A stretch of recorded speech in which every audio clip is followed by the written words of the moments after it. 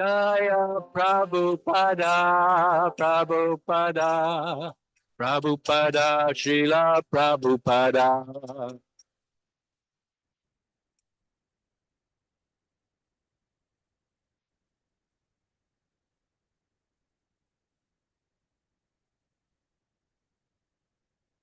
Gora Premanandi. Jayam Vishnupad, Paramahamsa Parivrajikacharya. Ashtotara Sata Shishimara Divine Grace of Boy Charnar Arvinda Bhaktivedanta Swami Srila Prabhupada Ki Jai. Ananta Kota Vaishnava Brinda Ki Jai. Namacharya Srila Haridas Thakur Ki Jai. Pramsikaho Sri Krishna Chaitanya Prabhu Nityananda Shri Advaita Gadadhar Shivasa Adi Gaura Bhakta Brinda Ki Jai. Shishi Radha Krishna Gopa Gopinath Sharmakunda Radhakunda Giri Govardhana Ki Jai. Shri Vrindavan Dham Ki Jai. Shri Navadvip Mayapur Dham Ki Jai. Shri Nilachala Jagannath Puri Dham Ki Jai. Shri Dwarka Dham Ki Jai. Shri ISKCON Vancouver Burnaby New Gokula Dham Ki Jai. Shishi Gorni Tai Ki Jai. Shishi Radhamandan Mohana Ki Jai. Shishi Radhamandan Gopala Ki Jai. Shishi Jagannath Baladev Subhadra Sudarsan Chakra Ki Jai. Gaura Premanandi. Shri Harinam Sankirtan Ki Jai. Sankirtan Yagya Ki Jai. December Book Distribution Marathon Ki Jai. ISKCON Samstapaka Charja, BBT Samstapaka Charja, His Divine Grace, Aboy Charnarvinda, Bhaktivedanta Swami Jagaguru Srila Prabhupada Ki Jai. Ganga Maya Ki Jai, Jamuna Maya Ki Jai, Bhakti Devi Ki Jai, Shama Beta Bhaktivinoda Ki Jai. All glories to the assembled devotees. All glories to the assembled devotees. All glories to Sri Guru and Sri Gauranga.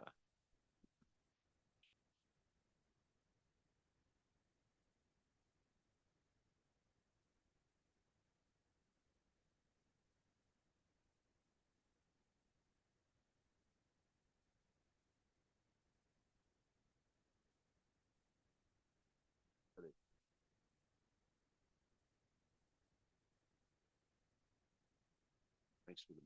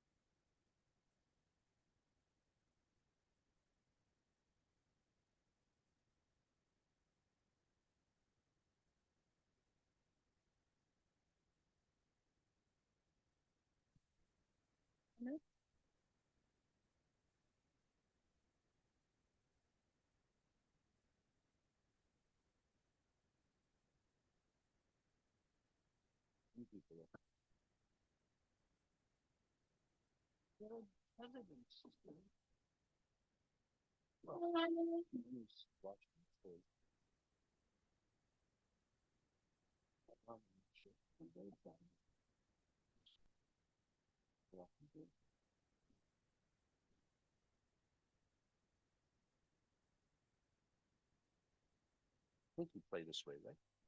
Yeah. Regular. There you are. I was just praising you, and immediately you came.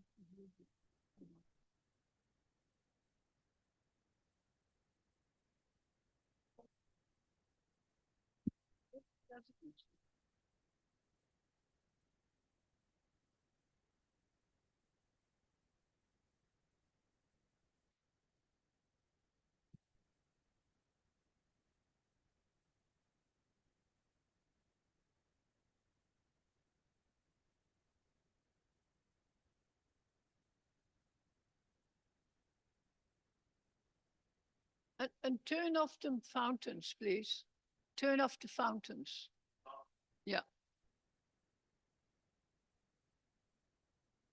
Radhe Radhe. Radhe Radhe. Radhe Radhe. My audience is there and awake.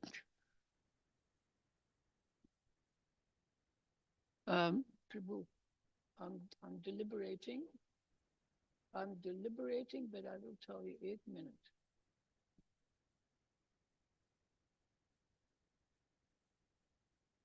I will do 57.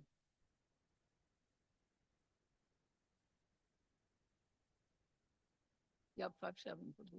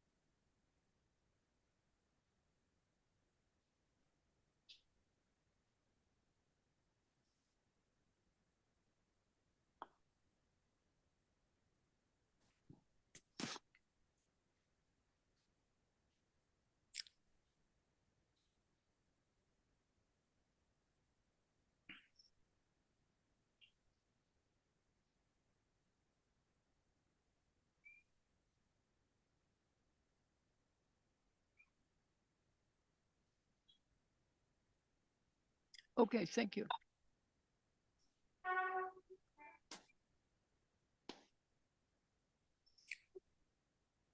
Jaya Madhava Kunja Bihari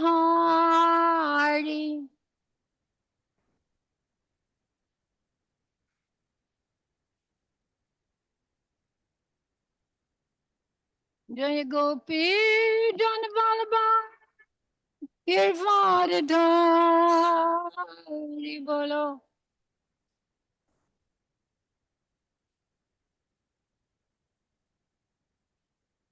Jaya Gopi Janvalabha Girvardhari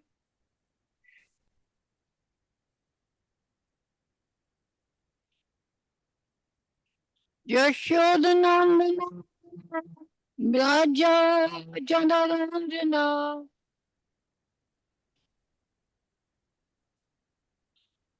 Yashodanandana Braja Jandarandana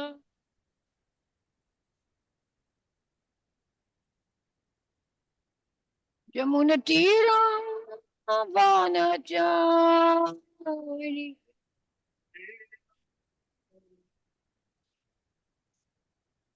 Jamuna Tira Vanachari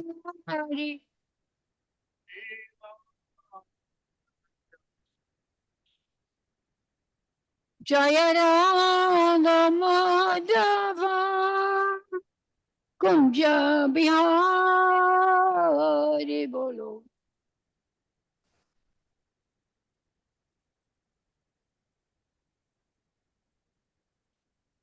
Jaya Gopi Janavallabha Girvardhari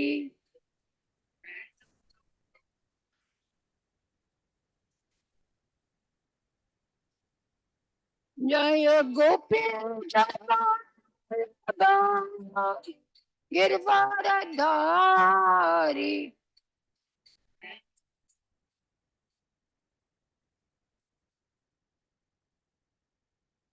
Yashodanandana Brajadanandana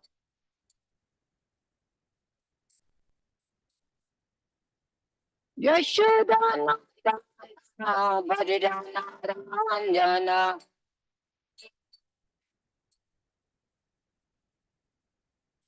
Jamuna Tira Vanachari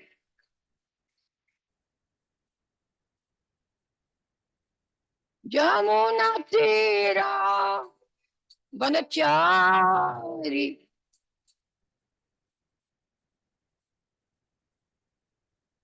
Jaya Radha Madhava Kunjabiyari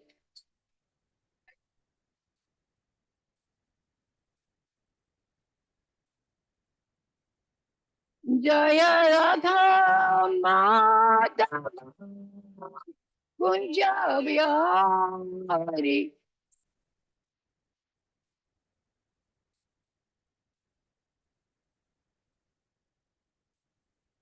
Hare Krishna, Krishna Krishna, Hare Hare, Hare Ram, Ram Ram, Hare Hare.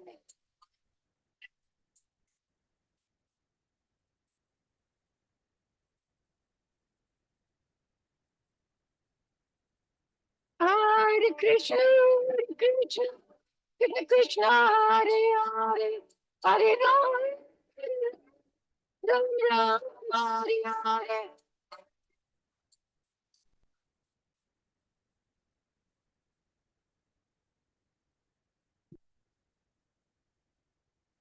Hare Krishna, Krishna Krishna, Hare Hare, Hare Ram, Ram Ram, Hare Hare.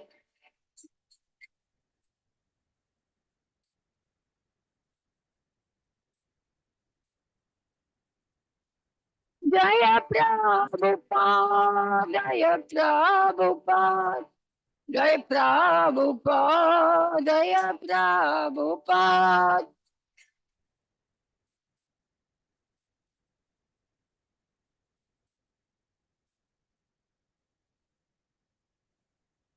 Jaya Prabhupada, Jaya Prabhupada, Jaya Prabhupada.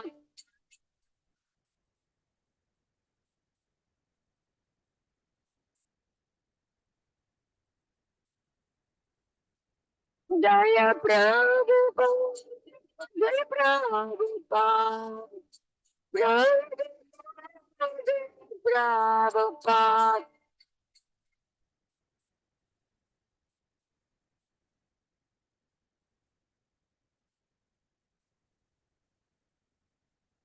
Gurudev, Gurudev,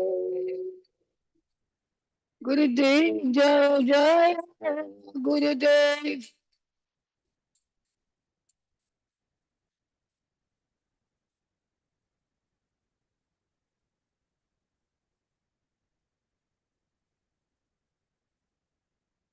Om Namo Bhagavate Vasudevaya. Om Namo Bhagavate Vasudevaya. That piece of it and some water. Om Namo Bhagavate Vasudevaya.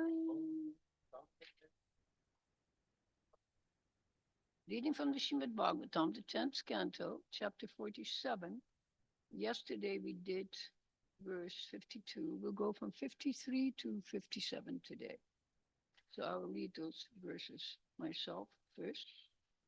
Shri Bhagavan Vacha Tata Krishna Sandeshir Vyapeta Virhajvaraha Uddhava Pujitam Chakrur Gyatvatmanam Madokshajam.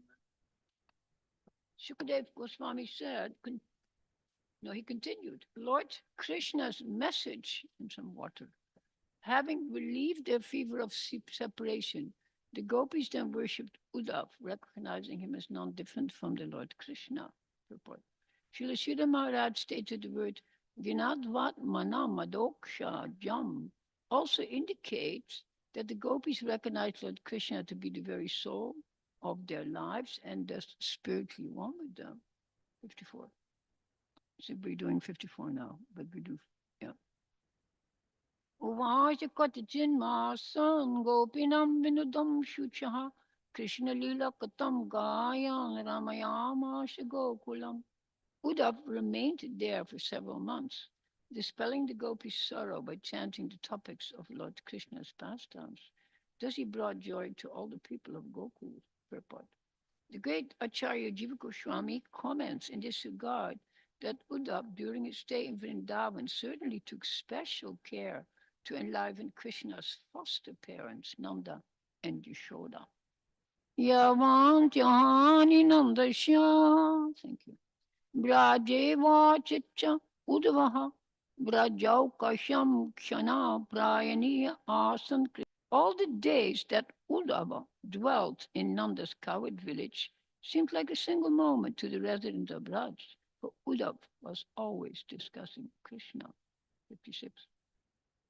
Sarit Banagiri Dronir Vikshan Kushimitam Druman Krishnam Samsmarayam Reme Haridashya Brajaukasam. The servant of Lord Hari, seeing the rivers, forests, mountains, valleys, and flowering trees of Braj, enjoyed inspiring the inhabitants of Vrindavan by reminding them of Lord Krishna. Now we'll do the next verse collectively. Oh, sorry.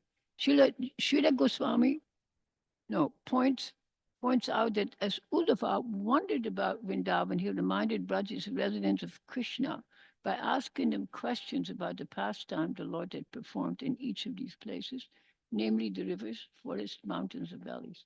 Thus, Uddhava himself enjoyed great transcendental bliss in their association. 57 collectively, please. Dristvaivamadhi gopinam Krishna Vishatma Viklavam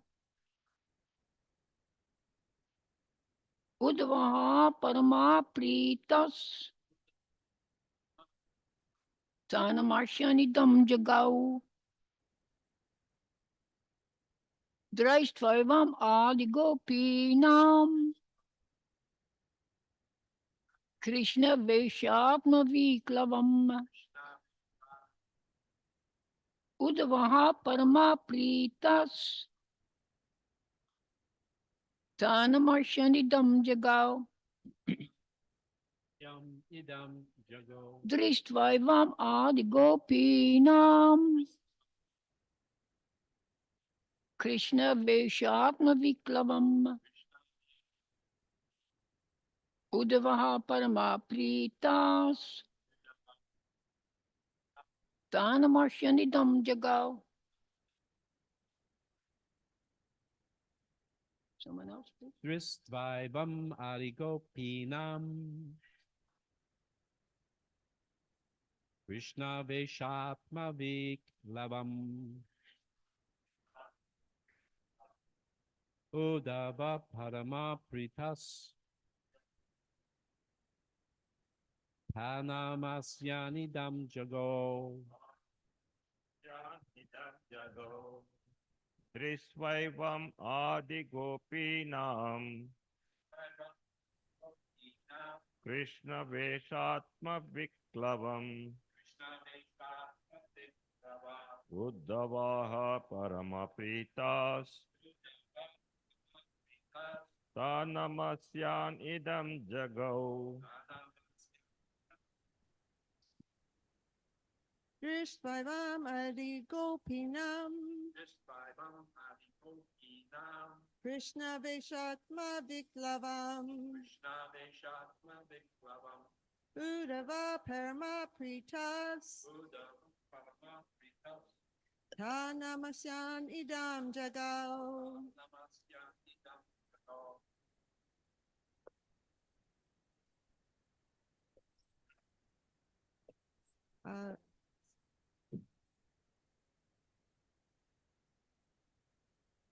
Would Nita Kishore Mataji, would you like to chant the verse? Yes, Mataji.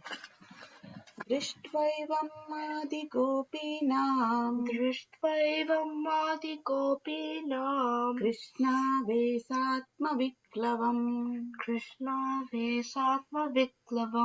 Uddhava परमाप्रीतास्तानमस्यन् इदं जगौ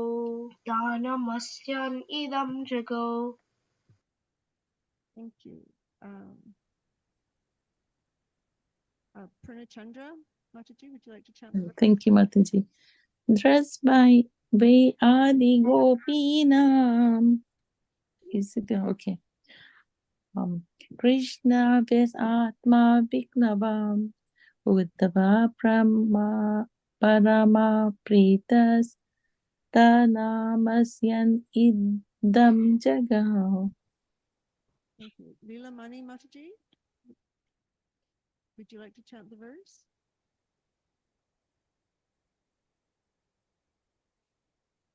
Malati Mataji, would you like to chant the verse?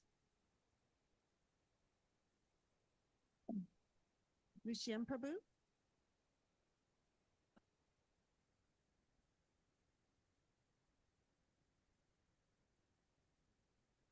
Everybody's already unconscious. Lucien Prabhu, would you chant the verse? I'd like okay. to chant. Oh, go ahead. Okay, sure. दृष्टवैवम् आदिगोपीनां कृष्णवैषत्मविक्लवम् Uddhava परमप्रीतस्तनमस्सनिन्दं जगो. Thank you, Prabhu. Is there anyone else who would like to chant the verse? Okay. Dristvaivam Adigopinam Krishnaveshatma Viklavam Uddava Parama Pritas Tanamasyan Idam Yoga. Thank you. Thank you. And I'm thinking of you sitting on a little support, not on the cold floor. Please, can you get her a cushion? She should not sit like this. Oh, okay, good. So Bishop shall look at the word for word. Drishtva, seeing, evam, such, adi, and more, gopinam, of the gopis, Krishna Vesha, their total absorption in thought of Krishna. Atma, consisting of Viklavam, the mental agitation. Uddhavaha, Uddhav, Parama, supremely, Prita, pleased, Taha, to them, Namashan, offering all respects, Idam, this, Jagao, sang, Jagao, how, so, yeah, sang. Translation, thus seeing how the gopis were always disturbed because of their total absorption in Krishna, Uddhav was supremely pleased. Desiring to offering them all respect, he sang as follows. Please repeat. Thus seeing how the gopis were always disturbed because of their total absorption in Krishna, Uddhav was supremely pleased. Desiring to offer in them all respect, he sang as follows. Purport. Viklava, mental disturbance, should not be confused here with ordinary material distress. It is clearly stated that Uddhav was supremely pleased, and he felt this way because he saw that the gopis had attained the highest state of loving ecstasy. Uddhav was an exalted member of the court in Dwarka, an important minister in world political affairs, and yet he felt the spiritual urge to offer his obeisances to the glorious gopis, although externally they were mere coward girls in an insignificant village called Vrindavan. Thus, to explain his feelings, he sang the following verses. Srila Jiva Goswami states that Uddhav sang these verses daily while he was in Vrindavan. We'll read the verse again. Drishtvavam adi gopinam Krishna Vishamma Viklavam Udava Parama Pritasta Namashan Idam Jagao. Thus, seeing how the gopis were always disturbed because of their total absorption in Krishna, Uddhava was supremely pleased, desiring to offering them all respect, he sang as follows. Om Jnana Timirandasya Jnanandana Shalakaya Chaksharu Militam Denam Tasmai Shri. So this verse is indeed puzzling. If you take this out of context, you will wonder about what kind of cruel psychology is at work here. Doesn't make any sense. I'm seeing that everybody's unhappy, and I'm very pleased because everybody's unhappy. It doesn't make any sense. It's sadistic. So I was going to skip over this verse and going over to another one in two verses further to give an idea how the gopis were evaluated. Now, I don't want to jump ahead to it, but actually, it's all of this is so bewildering that unless we put it in the proper context, it cannot be understood whatsoever in the modes of material nature. It doesn't, even psychologically, it doesn't make sense.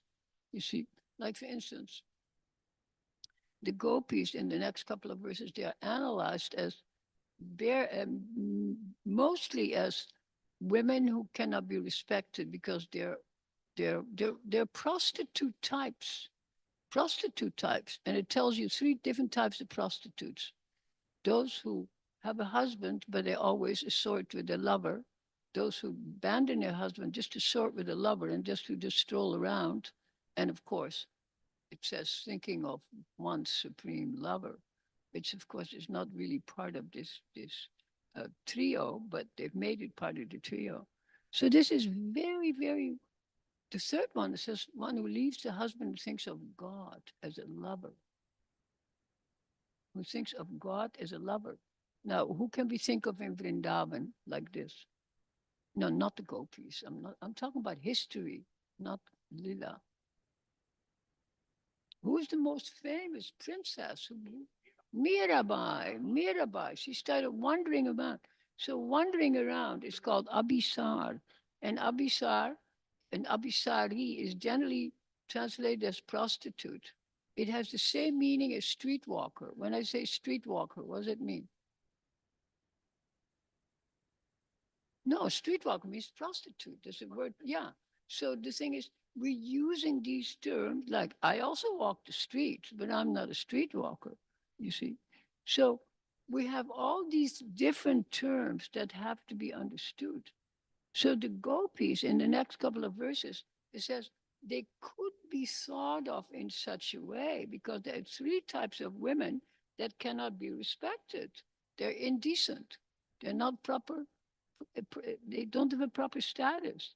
So unless we see all of this in the proper context and deeply meditate on what it means, and of course, not only study the purports, because the purports are not always completely clarifying the issue. You know, sometimes they obscure the issue. So how is it that we admire the most, either in the material world or the spiritual world, is the gopis of Sri Krishna? And that their status is not so high in the material world. Can you see the irony of it? Huh? Just like he points out here in the purport. It says Uddhav was a very well-known, of course he says world famous. That doesn't make any sense. He was not a world famous politician, but we let that go. Huh? Was he a world famous politician? Uddhav? Of course not. No, he's not a world famous. Just like, oh, okay, yeah, that is exactly it. Oh no, I want you to hear, my audience. So all of these we need to examine.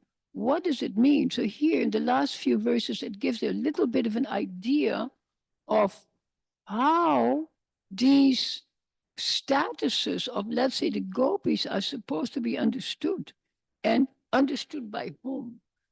In this particular verse, it is Uddhav. It says Uddhava is looking at the land, at the rivers, at the forest, at the trees, and as he is seeing them, he tells the gopis different types pastime related to all of these, you can say, elements of the landscape.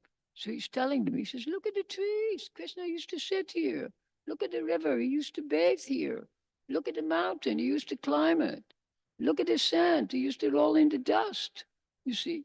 So this is what you call in literature, of course, imagery, the imagery of a scene. That means generally the natural features of a theme, of a scene, and how it impacts your emotions. Now, isn't it? When we see a beautiful sunset, then it impacts your emotions a certain way. Of course, then remember that famous story about the beautiful sunset in Bombay. You remember that story?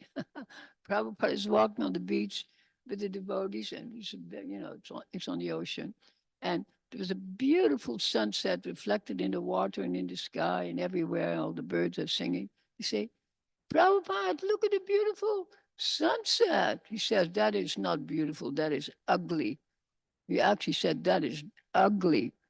And then he was walking with his cane, and then they were in the sand, and then he pointed to a dead bird, a dead body of a dead bird. He said, that is beautiful. I know. So the thing is, these are stories that you can meditate on it if you want. So this is exactly the same thing. Being happy is not beautiful. This is the highest, is viklava. Being so disturbed you can't even smile. You see? So how can we be attracted to this? You can say at least, like I'm saying many times, the psychology of the gopis on the whole is very much on the human level, isn't it? You know, they're in love, they're flirting, they're meeting, their mother-in-law's an obstacle, la la la la, you know. And these are all very, very common things. But how can we relate to this? Tell me, how can we relate to this? That the gopis are completely viklava. Also, I looked up the word in the dictionary, of course. It has so many meanings, but it means disturbed, bewildered, disgusted, alarmed. They're disgusted. And of course, when you're looking again at this whole chapter, the Song of the Bee, in the beginning, she's completely disgusted, you know? So, how is that going to attract us? Well, it is one of the 8 major emotions. It's one of the eight major emotions is disgust. So, how is it that disgust is on the list of aesthetic symptoms if it isn't? This doesn't serve a purpose? It serves a purpose. What is the purpose it serves? The purpose it serves is that these emotions, these from Ashtaka Lila, they give the complete range of feelings that a human being can have. Of course, these are just a major range of human beings you can have, you know, and included is erotic delight. Erotic delight is one of them, and disgust is another, etc. Now, finally, and that was very good. I've added it many times. About 1,000 years ago, they added one more mood, Shantaras. They added also Shanta. They would not have accepted it before because they would say it's not an emotion. But it was understood to be, it is the source of all the emotions.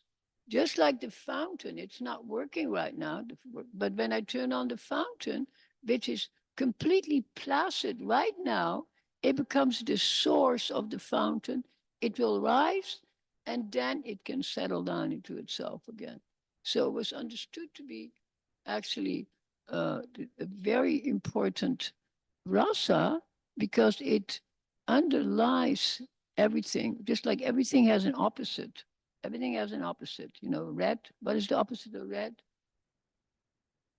Green. Opposite of yellow? Purple. Opposite of white? Please. So, you know, you have to understand the color wheel.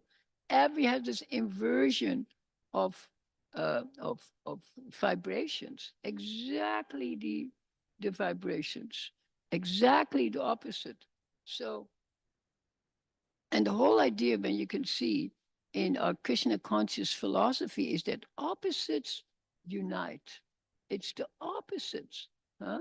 When the two lovers, Krishna and the gopis, are together, that's very good. But it says right in the last couple of verses, they are more united when they are separated. They're more united when they're separate.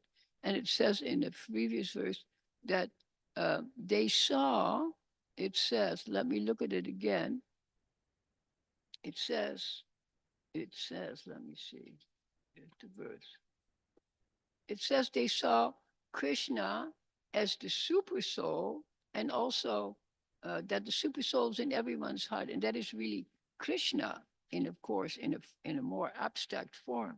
And this, of course, if we're looking at the chapter in toto, this is one of the reasons that Uddhava came to give them a catechism or a higher teachings where they could be satisfied with being separated from Krishna and yet feeling ecstasy.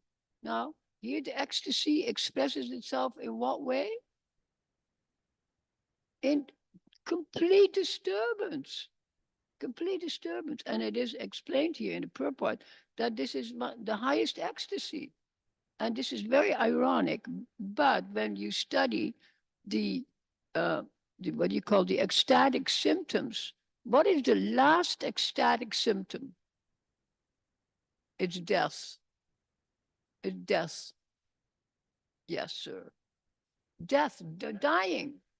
The last ecstatic symptom is dying. Okay? You know, so the beginning is when you see some movement, some smiling, some laughter, then some astonishment, and then some fainting, and then falling down and being unconscious. And the last one is death. Yes, go ahead. Lord Chaitanya was complaining. He says, I have no love for Krishna because I if didn't die. did, I would die. That is exactly what I was going to mention. It says, just wait. It says that yes, the highest symptom of being in love with Krishna is when you die. Of course, then immediately you go back to the spiritual world. As a matter of fact, you don't go back to the spiritual world. You are already in the spiritual world. So see, this is what we have to remember. All these emotions are not taking place on a material platform. They're all taking place on a completely different level. Huh? We might see the pastimes in terms of Bauma Vrindavan, but this is not Bauma Vrindavan. This is Bauma Vrindavan when I look at it. I say, this is the geography that I'm familiar with, 70 kilometers out of Delhi. That's what I think, Bauma Vrindavan. But this Vrindavan in which it is taking place is actually the real Vrindavan. It's Param Dhaman. It's Paramdharma. So I cannot really understand these pastimes. If I think I have access to it, I'm simply deluding myself. Like, how much interest do I have in this? I read this verse, and this might be the last time I'm reading it in this lifetime, right? I don't have so much interest in this verse. But if we actually want to go to this Param Dhaman, Krishna's place, I have to become only interested in this subject matter, not now and then. Let me have a little sip of water. Not anajana, a little interest now and then. Like Srimad Bhagvatam, okay, I'll come a little late, come for half hour. I asked my Bhumika today to come. He doesn't come, and I think you're here only once, 2, 3 times a year, and you're not here, you know what I mean? Because somehow or other we think maybe it doesn't matter. Or it's of no importance. Or, I have a dental appointment and I gotta do this. And our mind is generally absorbed in material things. You can say whatever you want. Like how many rich Indians are in our community? Not so many rich Westerners, because they all give their life to Krishna and they're still like semi-welfare people. But how many? So many rich. Who is willing to give up their house and serve Krishna day and night like we did in the old days. Like, how about nobody? Literally nobody. There's nobody. So, and this is all of the one of the reasons the movement is very different now. It's more, there's more platitude. You can go here, you can walk across the street. People go anajana back and forth. Not that you shouldn't go back and forth, but nobody has to commit themselves. You don't have to do anything. In the old days, when the first time I told you I went to visit the Hare Krishna temple on 12th Avenue, and I walk up the back, I came towards the back steps. I don't think I had my dog with me. First time I had my dog and kids. Second time I think I came just with my kids. And the temple president, I had an answer ready, but he said, "Okay, and how long you going to stay?" And I was going to say, I was planning to stay 1 year. I thought, let me intern for 1 year. I will teach. I had my certificate, I had my degrees. I was going to be a teacher. They invited me. I never taught, of course. Uh, and I said, just as I was ready to speak, he says, the whole lifetime. He told me the whole lifetime. Well, he didn't stay for his whole lifetime himself, which is another story, of course. But, we are going to be here pretty soon, 50 years. Another 10 years, I can say a whole lifetime, you see? But who will who will commit to this nowadays? You come to the temple, say, how long you going to be here? Oh, for darshan, 2 minutes. And the 2 minutes I'm here, I'm continually looking on my iPhone and messaging. I don't have a second. I saw a few people just on the iPhone, say, are you talking to Krishna? Are you texting him? You say, ha ha ha, Mataji. I said, yeah. He's also texting you, but you don't have the device, sir. You got to have the right device if you want to hear what Krishna is texting you. So one of the best texts is the Srimad Bhagavatam. So to understand the Srimad Bhagavatam on the level it is meant is the most difficult thing. If we can achieve that in this lifetime, we're the most fortunate. I was just reading a definition because I'm studying and writing a commentary on the Yoga Sutras. Well, that is so complex. Every once in a while, I wonder why I started. It's so intricate. The science of consciousness, how the consciousness moves from material consciousness to actually enlightened consciousness. It's incredible. That is the highest science, much higher than physics or anything. This is true metaphysics.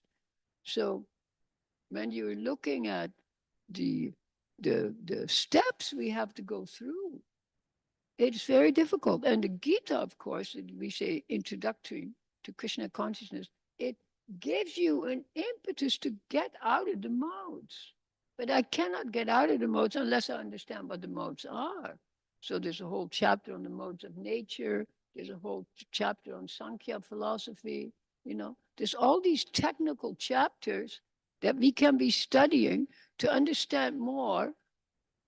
Who am I really? Koham, kaha, aham, and then soham, of course. Koham, soham. But unless I understand I am soham, he and I are together like this, not two, I have no idea. But as long as I have a taste to go towards the goal, but you can also see, it's said many times in ISKCON, most of the people who joined have long gone. Most everybody who came is gone. Not only did they die, but they left. Okay. So then of course it says also many of these people who left ISKCON, they're still kind of practicing devotees. Also, we know, this is also very charming, we know some devotees who came, they were kind of Christians in Hare Krishnas, and they went back to Christianity. I'm sure we all know some people who actually fall in love with Krishna but go back to Christ. So this is also not uncommon, you see, especially for ourselves. We have a very heavy Christian background with heavy catechism. Our whole life was devoted to God, seriously. And my mother would say, everything we do for the honor of God, because the Dutch people, I'm Dutch, we're very clean. Every window in the house is 25 windows have to be washed every week by hand, We do everything for God. So the idea that we serve God is very prominent. But nowadays, how prominent is this? That we serve God, that your mother tells you, you darling, you're washing the floor for the pleasure of God. You see? We grew up like this. So it's very beautiful. And I told you 100 times, my first harmonium stand-up was bought when I was 10 years old. And they hired a teacher to teach me. And the best thing the teacher did, the first thing he did, he taught us to read music, but more important to play by ear. Can you believe it? So we learned how to play by ear, like we do every day, and also how to read music. So then, if we're a little fortunate to get a touch of taste, just a little taste, then we have to keep that fire going. Then when I was a little older, I was a little bit, more agnostic, so to say. Say, what is this all about? You see. Then, but that phase didn't last long because there's no taste. When you're semi-agnostic, huh? And you're sitting on the borderline, you don't know if there's a God or no God, a deity, or theistic, deistic, or atheistic. Not charming. And then again, especially with the New Age in North America, then the whole new school of philosophy developed, pointing again to the spiritual world, so to say, and to another yogic reality. So then, of course, and finally, of course, we met the devotees. And again, we were turned towards such beautiful leelas and such beautiful philosophy that speaks to our heart. This is not just it speaks to our mind. Of course, something speaks to our mind, like Sankhya philosophy speaks to the mind, because Sankhya means to count. So it's a theory of the elements, but it's so important. Huh? In the future, I'm planning to give some talks here on Sankhya and yoga, because this is, if you say what kind of school is Bhakti, Hare Krishna, Gaudiya Vaishnavism, it's Sankhya yoga. Okay, it's pure Sankhya, and theistic, of course. So, and look, it's in all the books. The last teachings of Uddhav, my God, I don't know how many chapters I devoted to Sankhya yoga, to the elements. So much. After a while, you think, God, is it ever going to stop?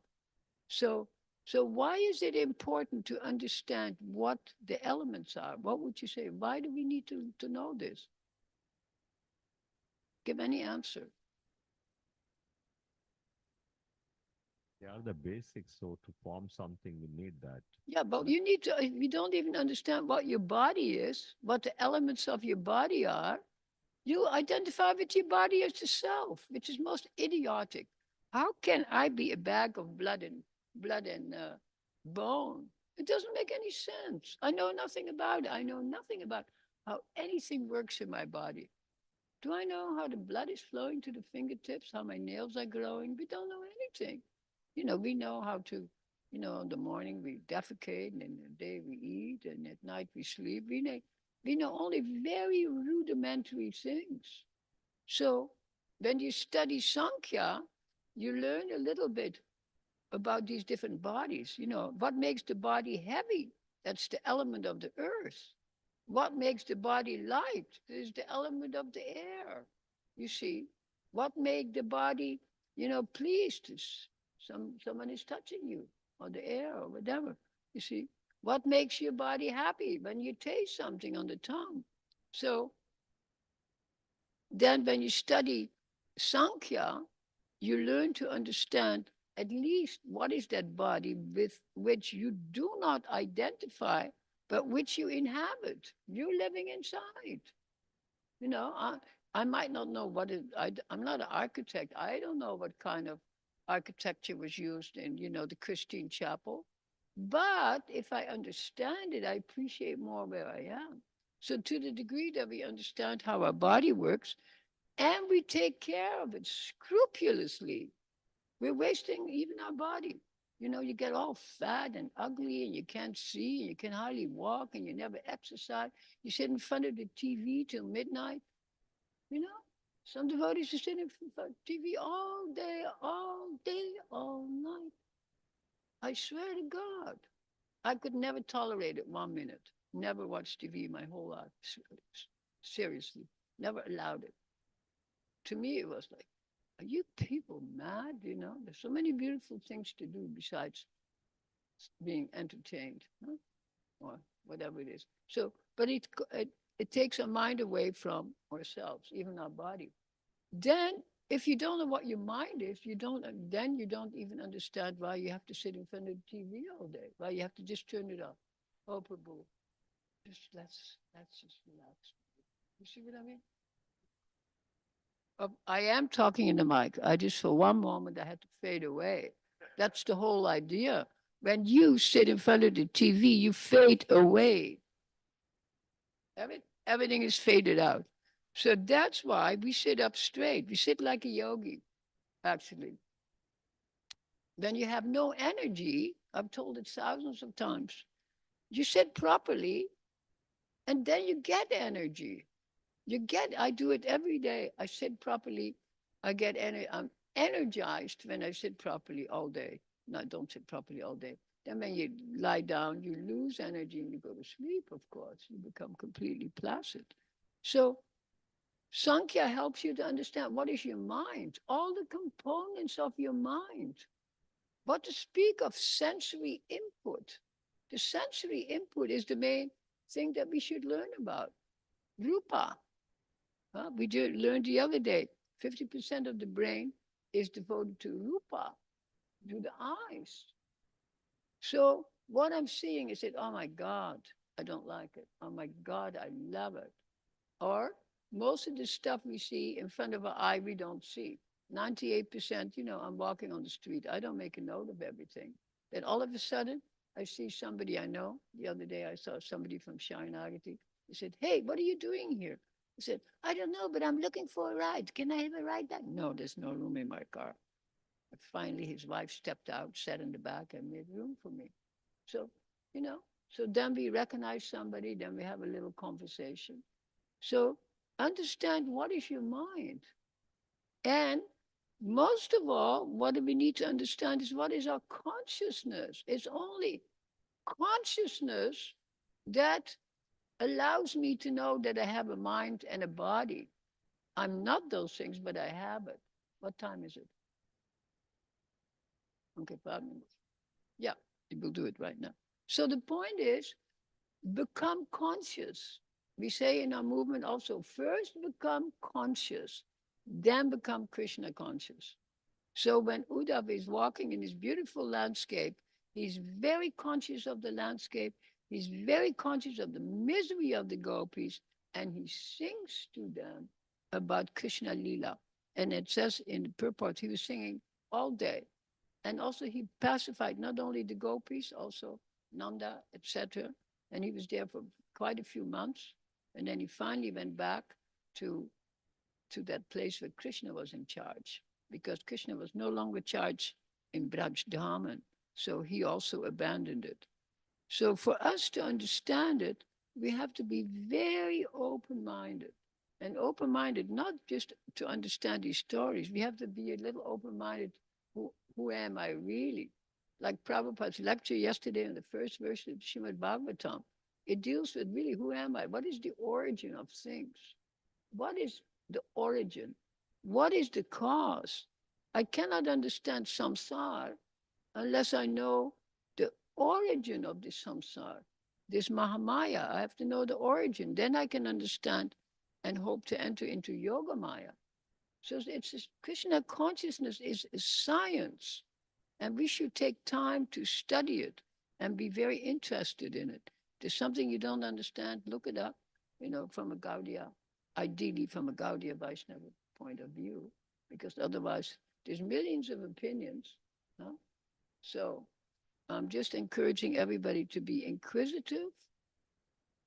Don't just let your mind fall into ignorance or say, oh, well, Prabhu, it is what it is. You see, it is what it is, but actually what it really is asti. I told you, that is the definition Jiva Goswami gives to Krishna. It means is, only is. Krishna is. There's nothing else but is, not was, will be, is. Present tense. It says here also, there was virtually no time when he was there. Time went by like nothing because Krishna is.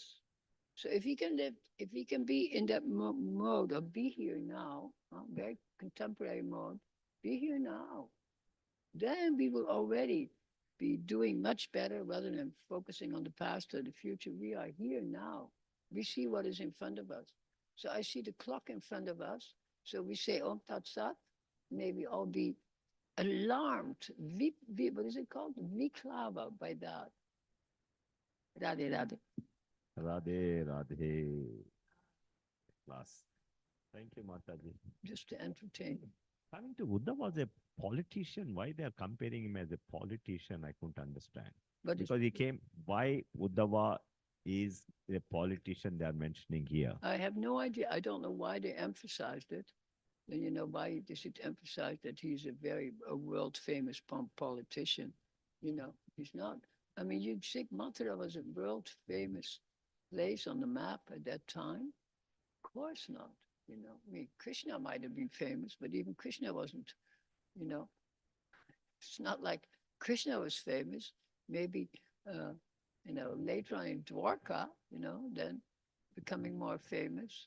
But anyhow, that's just a way to explain. They try to explain what is the personality of Uddhava. And as I said, it's very different from what you think. He does not go to Goloka Vrindavan at the end. He goes to Vaikuntha. And you can tell by all these remarks and how he is acting with everybody that he's a Vaikuntha man, you see. And I use it in the sense, not that Prabhupada uses it, well, you're a Vaikuntha man, but as opposed to Golok. Otherwise, he would have stayed with the gopis, and then they would have suddenly seen actually he's a gopi in disguise. He will show his swarup, but that's not how it is. You see, so But go ahead. yeah, what I was thinking is in the modern day politicians, let's talk. Yes, They show that I'll bring you the stars from the sky and give you. sure. That's what is the thing. Are they comparing him also saying that Krishna will come anytime and they are trying to do the No, pacifier? not even at all. He doesn't even say Krishna's going to come back soon, and there was no message. His message is only, hey, Krishna is the super soul in my heart and your heart. Deko. And that is the whole point. That is by the irony of this teaching. Krishna is the super soul. Can you understand it? You're not even on that level. But he says, when I pointed out the rivers, the trees, then they could understand that, you know, Krishna is in everything and I'm in Krishna, you see. But that's very much on a different, less personal level than the bhav of the gopis. That's my point. Thank you. Anybody in the Zoom line? Yes, please. Can you hear me, Zoom line? We can hear you loud and clear. Thank you, sir. Hare Krishna. Hare Right. Krishna. Krishna, Radhika. First of all, I want to apologize for leaving the temple room. I was sneezing, my I eyes know were that. watering, and I I was- didn't want to affect Because anybody, it's like infect this. anybody. So I thought I'd play it safe and come and listen over here. It's good. And thank you for a very, very nice class. You made one comment that I thought was really, really clever. And that was when you were talking to somebody who was texting and say, are you texting Krishna? And then you said, Krishna is texting us every day in the form of the Srimad Bhagvatam text. I thought that was brilliant. Yeah, I have a poem like this. I have a poem. Okay. You know, I'm saying this is a small poem. I forget how it goes, but it says, every day I'm chanting your name, you know, I don't know how many times, you know, 64,000 times. And I say, and you are answering me 64,000 times, but not once do I hear you. Yeah. That is the point. We text Krishna through our vandana, through praying also.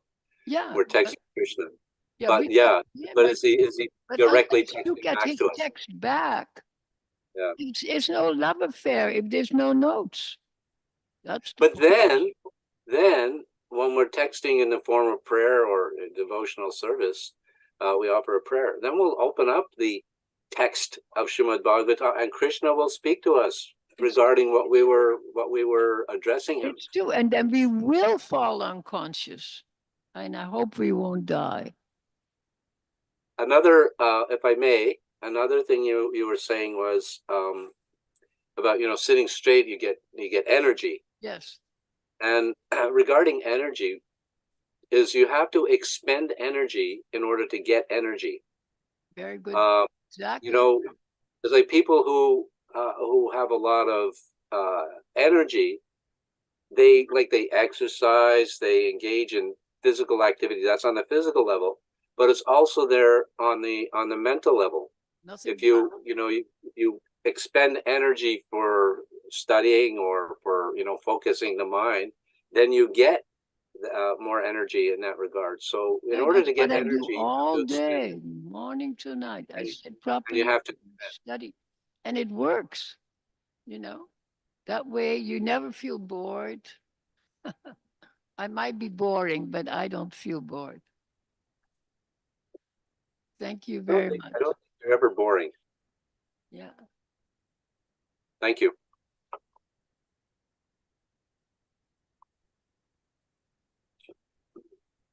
Darling, come close. As soon as you said that, I went, you can never be accused of being boring. Never. You always, whenever you get classes, it's always interesting. Maybe sometimes, maybe a little controversial. Yeah, of But- course. But at least you're provoking thought. It's true. Never boring. And So it's thank really you. true. And it might be controversial because one of my moods, come a little closer so I can see your face. It's like what you call the Purva Paksha. So there's a thesis, then you have to also analyze what is opposing that thesis. Otherwise, there's no question of a thesis. If I say this person is the best poet in Canada, I have to defeat those who say she's not. You see? So you always give a little bit to create a little tension in the conversation. And that furthers the conversation and brings it to a final, thesis, antithesis, synthesis. So thank you very much. Okay. Radhe. Very beautiful. Yeah. Good. So I hope Bhumika is waiting for me somewhere, not crying. Radhe. Send that to her. Oh. So all glory to Srila Prabhupada. He brought this beautiful occasion for us to hear the absolute truth. So all glories to Prabhupada. Radhe. So good. Hare Krishna. Thank you. Yes.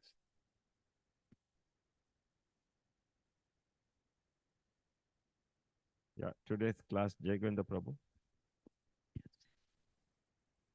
Today's Saturday. It's Radhika.